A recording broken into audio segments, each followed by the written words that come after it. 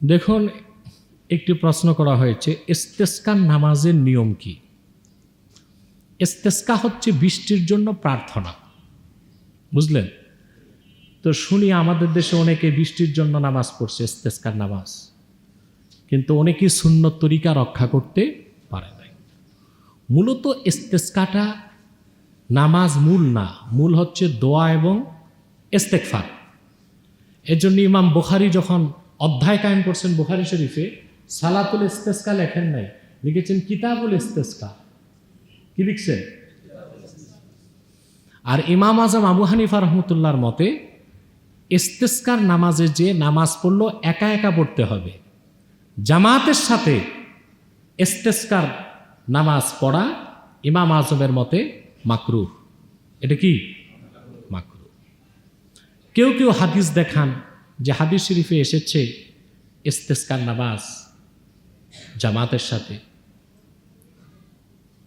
বাহরুর রায়েকের মধ্যে এসেছে, সে হাদিসটি সাজ হাদিস দিয়ে কখনোই সুন্নত প্রমাণিত হয় না।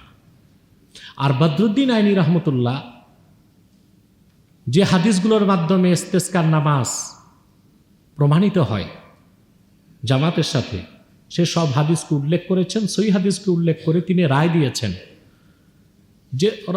যে হাদিসগুলো থেকে প্রমাণিত হয় রাসূল করিম সাল্লাল্লাহু আলাইহি ওয়াসাল্লাম সালাতুল ইস্তেসকা পড়েছেন, সেই হাদিসগুলো একে তো জয়ীফ, দ্বিতীয় আবার অনেক সহি হাদিস থেকে প্রমাণিত হয় যে কখনো কখনো রাসূলুল্লাহ সাল্লাল্লাহু আলাইহি ওয়াসাল্লাম নামাজ পড়েন নাই, শুধু বৃষ্টির জন্য দোয়া করছেন। এই জন্য এই হাদিসগুলো সবগুলো হাদিস সামনে রাখলে প্রমাণিত হয় যে ইস্তেসকা বা বৃষ্টির জন্য দোয়া করা যাবে, কিন্তু জামাতবদ্ধ হয়ে নামাজ পড়াটা সুন্নত প্রমাণিত নয়, বড়জোর জায়েজ প্রমাণিত হয়। কথা বুঝতে পারছেন? তবে রাসূলুল্লাহ সাল্লাল্লাহু আলাইহি ওয়াসাল্লাম বৃষ্টির জন্য দোয়া জুমার খুতবাতেও করেছেন। যেহেতু আমাদেরও বৃষ্টি দরকার না? আমরা আজকে জুমার খুতবায়, দ্বিতীয় খুতবায় আল্লাহর কাছে ইস্তেসকা বৃষ্টির প্রার্থনা করব।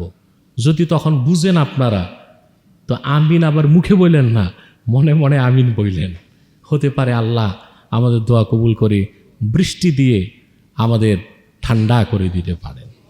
তো মনে এটা রাখবেন যেন কালকে ঈদের নামাজের সময় বৃষ্টি না হয়। ওয়াখের দাওয়ানা আলহামদুলিল্লাহি রাব্বিল আলামিন।